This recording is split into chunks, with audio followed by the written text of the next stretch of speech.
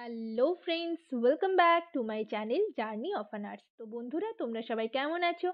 আশা করি সবাই খুব ভালো আছো আর আমিও ভালো আছি। তো আজকে আমি একটা নতুন টপিক নিয়ে তোমাদের সাথে ডিসকাস করব।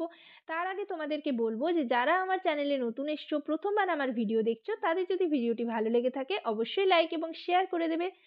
আর চ্যানেলটিকে অবশ্যই সাবস্ক্রাইব করে রাখবে। নার্সিং রিলেটেড নতুন নতুন আপডেট এবং অথেন্টিক সব ইনফরমেশন সবার আগে পেতে চ্যানেলটিকে কিন্তু সকলেই সাবস্ক্রাইব করে রাখবে। তো আমি আমার চ্যানেলে তোমাদের স্টাফ নার্স গ্রেড 2 এর রিক্রুটমেন্টের ব্যাপারে কিন্তু আপডেট দিতে থাকছি, এবং তোমরা যারা স্টাফ নার্স গ্রেড 2 এর ইন্টারভিউর জন্য প্রিপারেশন নিচ্ছ, সেই ইন্টারভিউ রিলেটেড কোয়েশ্চেন অ্যান্সার কিন্তু ডিসকাস করে থাকি। আর এছাড়াও যে কন্ট্রাকচুয়াল বেসিসে তোমাদের ওয়েস্ট বেঙ্গল স্টাফ নার্স ফর্মগুলো বের হচ্ছে, সেগুলোর আপডেট কিন্তু আমি দিতে থাকি। অর্থাৎ তোমাদের যে রিক্রুটমেন্টের আপডেট বা ডকুমেন্টস ভেরিফিকেশনের আপডেট বা তোমাদের জয়েনিংয়ের যে আপডেট, সেগুলো কিন্তু দিতে থাকি। তো সকলেই চ্যানেলটিকে সাবস্ক্রাইব করে রাখবে। তো চলো দেরি না করে ভিডিওটি শুরু করা যাক। তো তোমরা যারা স্টাফ নার্স গ্রেড 2 এর ইন্টারভিউর জন্য প্রিপারেশন নিচ্ছ, তো আজকে আমি ভিডিওতে তোমাদের সাথে ইন্টারভিউ রিলেটেড কিছু ইম্পর্টেন্ট কোয়েশ্চেন অ্যান্সার ডিসকাস করব। আশা করি ভিডিওটি তোমরা সকলেই শুরু থেকে শেষ পর্যন্ত দেখবে, কেউ স্কিপ করবে না। তো চলো দেরি না করে ভিডিওটি শুরু করা যাক।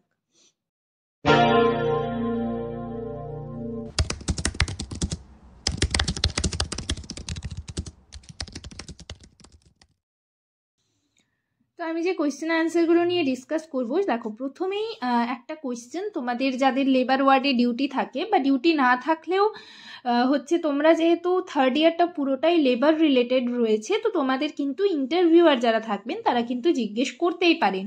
তো তোমাকে বলতে পারে যে লেবার রুমে মানে কি কি থাকতে হবে, প্রপার একটা লেবার রুমে কি কি থাকা প্রয়োজন। ঠিক আছে, তখন তোমাকে বলতে হবে পয়েন্টগুলো, ঠিক আছে, যে এইগুলো থাকতে হবে। তো প্রথমে দেখো একটা লেবার রুমে কি থাকবে, যেটা প্রথমেই বলতে হবে প্রপার লাইটিং থাকবে। ঠিক আছে, প্রপার লাইটিং। 2 নম্বরে ক্লিনলিনেস, অর্থাৎ লেবার রুম সবসময় ক্লিনলিনেস মেনটেন করতে হবে। এটা শুধুমাত্র লেবার ওয়ার্ড নয়, এটা প্রত্যেকটা ওয়ার্ডেই ক্লিনলিনেস মেনটেন করতে হবে। ঠিক আছে, মানে মপিংয়ের যে ব্যাপারটা, সেটা ঠিকঠাক করে ক্লোরিন সলিউশন দিয়ে মপ করতে হবে। ঠিক আছে, এই রকম যেগুলো ক্লিনলিনেস মেনটেন করতে হবে।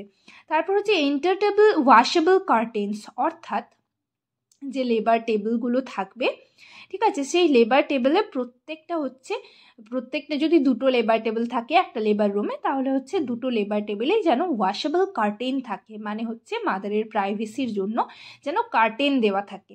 ঠিক আছে, তারপর প্রোটোকলস ডিসপ্লে মানে কি, এখানে দেখো প্রোটোকলস ডিসপ্লে মানে যেমন ধরো পিপি, এপিএইচ, MGSO4, ঠিক আছে, এই সমস্ত দেখবে লেবার রুমে বড় বড় ডিসপ্লে করা আছে, মানে দেখবে ক্যালেন্ডারের মতন কাগজে লাগানো থাকে। তো সেটাই যে লেবার রুমে কিন্তু এইগুলো ডিসপ্লে করা থাকবে, প্রোটোকলস ডিসপ্লে। অর্থাৎ পিপির ম্যানেজমেন্ট কি, এপিএইচ এর ম্যানেজমেন্ট কি, এগুলো দেখবে পরপর লেখা থাকে। AMTSL এর ম্যানেজমেন্ট, এগুলো যেন লেবার রুমে থাকে, প্রত্যেকটা ডিসপ্লে করা থাকে। নেক্সট 5 নাম্বার, দেখো ইনস্ট্রুমেন্টস অ্যাভেলেবিলিটি, অর্থাৎ একটা লেবার রুমে লেবার করার জন্য, মানে ডেলিভারি করার জন্য যে সমস্ত ইনস্ট্রুমেন্টগুলো প্রয়োজন হয়, সেগুলো যেন অ্যাভেলেবিলিটি থাকে। মানে ধরো শুধুমাত্র যে লেবার রুমে ডেলিভারি হবে সেটা তো নয়, ডেলিভারি হওয়ার পর এপিজিওটমি হতে পারে। ঠিক আছে, PPIUCDর জন্য যে ইনস্ট্রুমেন্টগুলোর প্রয়োজন, সেই সমস্ত ইনস্ট্রুমেন্টের যেন অ্যাভেলেবিলিটি থাকে। ঠিক আছে, নেক্সট সাকশন অ্যাপারেটার্স। ঠিক আছে, মানে ধরো কোনো বাচ্চা বেবি নিউবর্ন ডেলিভারি হওয়ার পরই সাকশনের প্রয়োজন হতে পারে। তো সেই জন্য সাকশন অ্যাপারেটার্সগুলো ঠিকঠাক করে রাখতে হবে সেখানে একটা লেবার রুমে। এই জিনিসগুলো কিন্তু আমাদের মাথায় রাখতে হবে। তারপর O2 সোর্স, অর্থাৎ অক্সিজেনের সোর্স ঠিকঠাক আছে কিনা সেটা আমাদের দেখে নিতে হবে। আর 8 নম্বরে দেখো টেম্পারেচার, সবসময় লেবার রুমের টেম্পারেচার মেনটেন করতে হবে, যেটা 26 ডিগ্রি থেকে 28 ডিগ্রি সেলসিয়াস কিন্তু মেনটেন করতে হবে। আর একটা ওয়াল হ্যাঙ্গিং ক্লক থাকবে, যেটাতে অবশ্যই সেকেন্ড হ্যান্ডে যে কাঁটাটা, সেই কাঁটাটা কিন্তু থাকতে হবে। ঠিক আছে, ক্লকটা থাকবে যেহেতু তোমরা যে টাইমে ডেলিভারি করবে, তারপর ডেলিভারি করার পর কোন টাইমটা হচ্ছে সেটা বেবি বার্থের টাইম, সেটা কিন্তু দেখে তোমাদের বলতে হবে। ঠিক আছে, এইগুলোর জন্য হচ্ছে, তারপর টেম্পারেচার মেনটেন করতে হবে, এটা কিন্তু বলতে হবে। নেক্সট হচ্ছে sufficient number of labour table, আর হচ্ছে লেবার টেবিলে সাফিসিয়েন্ট মানে লেবার টেবিল থাকতে হবে। মানে ধরো আমাদের ইয়ারলি হিসাব করে নিলাম, ঠিক আছে, হিসাব করার পর সেই হিসাব অনুযায়ী কিন্তু থাকতে হবে, মানে 1000 হচ্ছে একটা টেবিল কিন্তু থাকতে হবে। তারপর হচ্ছে ফাংশনাল রেডিয়েন্ট ওয়ার্মার, আর হচ্ছে ফাংশনাল রেডিয়েন্ট ওয়ার্মার থাকতে হবে, যেখানে হচ্ছে বেবিকে রেডিয়েন্ট ওয়ার্মারে দেওয়া হয় সেরকম। অর্থাৎ যদি 4টে লেবার টেবিল থাকে তাহলে 4টে লেবার টেবিলে একটা করে হচ্ছে রেডিয়েন্ট ওয়ার্মার থাকতে হবে। তো এটাই হচ্ছে লেবার রুমের, এইগুলো কিন্তু আমাদের মাথায় রাখতে হবে একটা লেবার রুমকে। মানে লেবার রুম যদি হয় তাহলে কি কি জিনিস আমাদের মাথায় রাখতে হবে, কি কি থাকতে হবে একটা প্রপার লেবার রুমে, কি কি থাকতে হবে। তো প্রথমে আমি বললাম তোমাদের, আরেকবার দেখো আমি তোমাদের মানে রিভাইজ করার জন্য আরেকবার বলে দিচ্ছি। 1 নম্বরে হচ্ছে প্রপার লাইটিং থাকতে হবে, 2 নম্বরে হচ্ছে ক্লিনলিনেস থাকতে হবে, ওয়াশেবল কার্টেন্স থাকতে হবে, 4 নম্বরে হচ্ছে প্রোটোকলস ডিসপ্লে থাকতে হবে, ইনস্ট্রুমেন্টস অ্যাভেলেবিলিটি থাকতে হবে। ঠিক আছে, তারপর হচ্ছে সাকশন অ্যাপারেটাস থাকতে হবে, O2 সোর্স রাখতে হবে, আর টেম্পারেচার যেটা হচ্ছে 26 to 28 ডিগ্রি সেলসিয়াস মেনটেন করতে হবে। ওয়াল হ্যাঙ্গিং ক্লক রাখতে হবে, যেটা হচ্ছে সেকেন্ড হ্যান্ডের যে খাটাটা সেটা কিন্তু অবশ্যই থাকতে হবে। আর হচ্ছে sufficient number of labour table থাকতে হবে, আর রেডিয়েন্ট ওয়ার্মার থাকতে হবে। প্রত্যেকটা লেবার টেবিলে 4টে যদি লেবার টেবিল থাকে তাহলে একটা কিন্তু রেডিয়েন্ট ওয়ার্মার থাকতে হবে। তো এই দিকগুলো আমাদের মাথায় রাখতে হবে। তো তোমরা কিন্তু এটা ভালো করে মনে রাখার চেষ্টা করবে, এটা কিন্তু তোমাদের কোশ্চেনে জিজ্ঞেস করতে পারেন ওনারা। এরপর দেখো আর্টিকেলসে আমরা কি কি দেখবো, মানে ইনস্ট্রুমেন্ট, স্টেরিলাইজ ইনস্ট্রুমেন্ট আমাদের সেখানে রাখতে হবে, এবং স্টেরাইল যে নর্মাল ডেলিভারি ট্রে সেটা কিন্তু 1.5 হিসাবে, মানে ধরো যদি তোমাকে হচ্ছে প্রিভিয়াস ডেতে কটা লেবার হচ্ছে সেটা আমাকে দেখতে হবে। মানে প্রত্যেকবার ডেলিভারি টাইমে কিন্তু আমাদের 2টো করে এক্সট্রা ট্রে কিন্তু রাখতে হবে আমাদের হাতের সামনে। মানে এটা হিসাবটা হচ্ছে 1.5, তো 1.5 মানে হচ্ছে 1.5টা ধরো, তো 1.5 হিসাবে তো 1.5 মানে এরকম হিসাবে তো ট্রেটা রেডি করা যাবে না, এটা কিন্তু 2টো ধরতে হবে।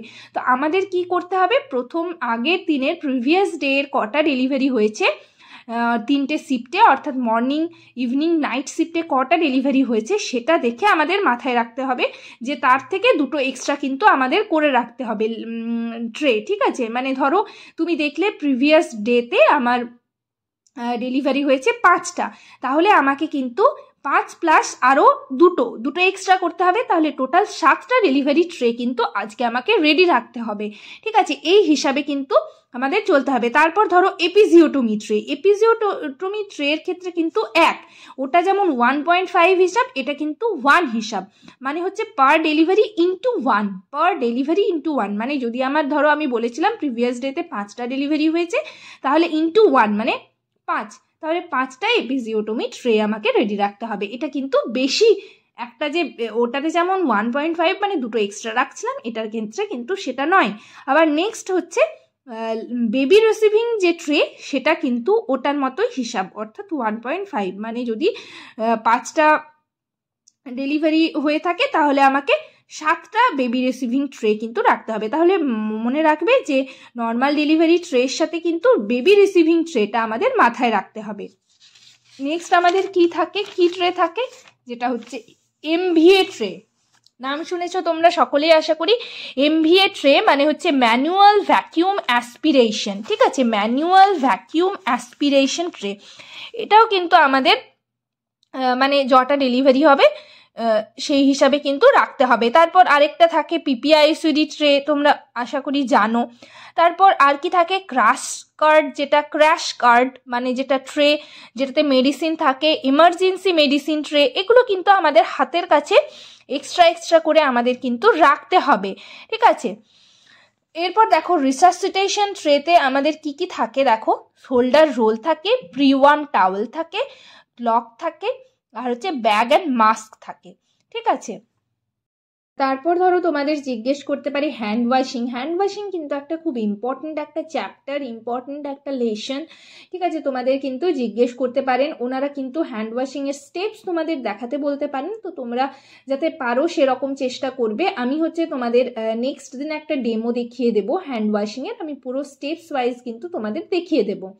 তোমরা যদি চাও আমাকে কমেন্ট সেকশনে কমেন্ট করে জানাতে পারো। যাই হোক, তো হ্যান্ড ওয়াশিংয়ের যে 6টা স্টেপস রয়েছে আশা করি তোমরা সকলেই জানো সেই 6টা স্টেপস, এবং 6টা স্টেপসের হচ্ছে প্রত্যেকটা স্টেপসে আমাদের কত টাইম লাগবে এবং 6টা স্টেপস করতে কত টাইম লাগবে সেটা কিন্তু ওনারা জিজ্ঞেস করতে পারেন। তো আমাদের হচ্ছে টোটাল 2 মিনিটস হচ্ছে আমাদের হ্যান্ড ওয়াশিং করতে হবে। প্রত্যেকটা স্টেপসে হচ্ছে 10 সেকেন্ড, মানে হচ্ছে লেফট হ্যান্ড হচ্ছে 10 সেকেন্ড, তারপর আবার আরেকটা হ্যান্ড করতে 10 সেকেন্ড। তো একটা স্টেপস আমার লাগছে 20 সেকেন্ড করে, তাহলে 6টা যেহেতু স্টেপস রয়েছে তাহলে সেক্ষেত্রে হচ্ছে 120 সেকেন্ড, মানে হচ্ছে 2 মিনিটস। তাহলে আমরা 2 মিনিটস ধরে হ্যান্ড ওয়াশিং করব। এই হ্যান্ড ওয়াশিংয়ের কিন্তু দুটো টাইপস রয়েছে, একটা হচ্ছে মেডিকেল এবং একটা হচ্ছে সার্জিক্যাল।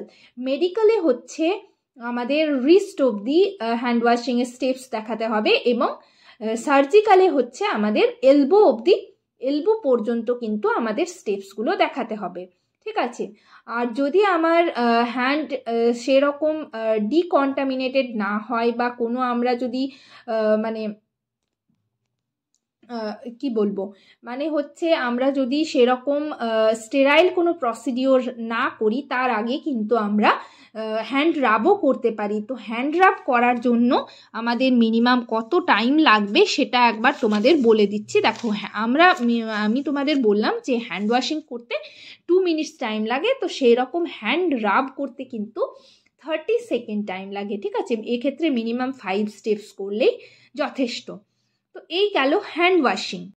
আর এছাড়াও হচ্ছে তোমাদের 0.5% যে ক্লোরিন সলিউশন, যেটা হাইপোক্লোরাইড সলিউশন, সেটাকে কিন্তু এখন ক্লোরিন সলিউশন বলা হয়।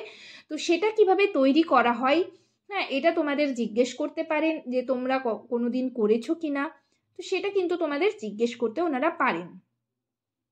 তো আজকের ভিডিওতে আমি এই কিছু কোয়েশ্চেন নিয়েই তোমাদের সাথে ডিসকাস করলাম, আর বিশেষ কিছু কোয়েশ্চেন বলছি না। নেক্সট ভিডিওতে আবার তোমাদের সাথে ইম্পর্টেন্ট কোয়েশ্চেনগুলো নিয়ে ডিসকাস করব। তোমরা হচ্ছে ততক্ষণ পর্যন্ত এই কোয়েশ্চেন আনসারগুলো নিয়েই রিভাইজ করতে থাকো। আর আমি আমার চ্যানেলে হচ্ছে আগে ওয়ার্ড ওয়াইজ তোমাদের কিন্তু কোয়েশ্চেন আনসার আগের থেকেই দিয়ে রেখেছি, তো তোমরা সেখান থেকে কিন্তু সেগুলো পড়ে নিতে পারবে। আমার ভিডিও সেকশনে গেলে কিন্তু তোমরা দেখে নিতে পারবে।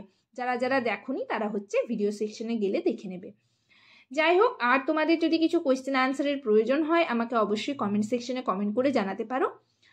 আজকের ভিডিও এখানেই শেষ করলাম। ভিডিওটি যদি ভালো লেগে থাকে বা হেল্পফুল মনে হয় তোমাদের, তাহলে অবশ্যই লাইক এবং শেয়ার করে দেবে। চ্যানেলটিকে অবশ্যই সাবস্ক্রাইব করে রাখবে। নার্সিং রিলেটেড নতুন নতুন আপডেট এবং অথেন্টিক সব ইনফরমেশন সবার আগে পেতে চ্যানেলটিকে সকলেই সাবস্ক্রাইব করে রাখবে। সবাই ভালো থেকো, সুস্থ থেকো। নেক্সট ভিডিওতে আবার তোমাদের সাথে দেখা হচ্ছে। Thank you.